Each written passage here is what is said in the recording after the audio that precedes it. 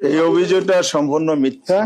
কারণ হলো আপনি পোস্টাল ব্যালট যেটা বিদেশে গিয়েছে কোন একটা দেশে, ওমান না কোথায় আমি শুনে, আমার বাহরাইন, আমাকে একজন সাংবাদিক বিবিসির আমাকে ফোন করছিলেন। তো উনি যেটা আমাকে বলেছেন, এই লোকটা আপনাদের নেতা কিনা।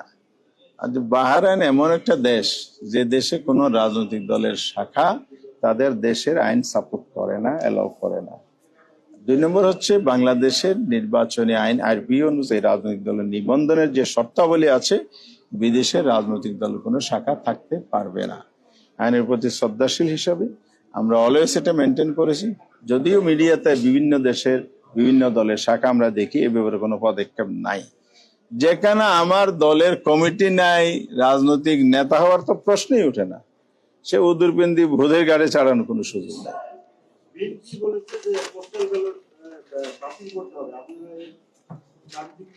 পোস্টাল ব্যালট দাবি করতে হবে, কারা দাবি করছে আমরা জানি না। আমরা দাবি করেছি যে প্রত্যেক ব্যক্তি নামে যায়। আমরা বলেছি যে পোস্টাল ব্যালট এটা প্রবাসীদের ভোটাধিকার আমরা নিয়ে এসেছি। কেন? ভোট দেওয়ার জন্যই তো। ব্যালট ছাড়া কি ভোট হবে?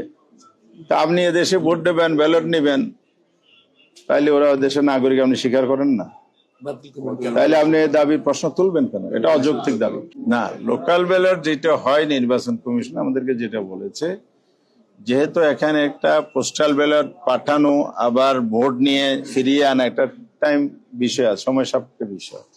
এই কারণে ওরা যেভাবে পাঠিয়েছেন এটা আমাদের কাছে অযৌক্তিক মনে হয়নি। আর লোকালটা হলো তো আগের দিন পাঠায়, এটা সমস্যা হয় না, পর্যাপ্ত সময় পাওয়া যায়। আর যেহেতু একটা মেজর কোনো সমস্যা নেই, এখানে শুধু ক্যান্ডিডেট সেট আপটা হলো বাকি থাকে। প্রতীক তো আর সবসময় একই, পরিবর্তন তফসিলের সাথে যাচাই বাছাইয়ের সাথে কোনো সম্পর্ক নেই। এই জন্য আপনার প্রতীক বরাদ্দ, যেহেতু ওনারা প্রতীকের ব্যালট পাঠিয়ে দিয়েছেন, এরপরে আমরাও ভোটারদেরকে যখন ক্যাম্পেইন করি তখন বলি 20 তারিখের মধ্যে এগুলো চূড়ান্ত হবে, 21 তারিখ প্রতীক বরাদ্দ হবে, 22 তারিখ ক্যাম্পেইন হবে।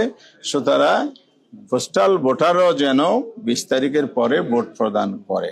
এর আগে দিলে কিছু জটিলতা আছে, এইটা যেন না হয়।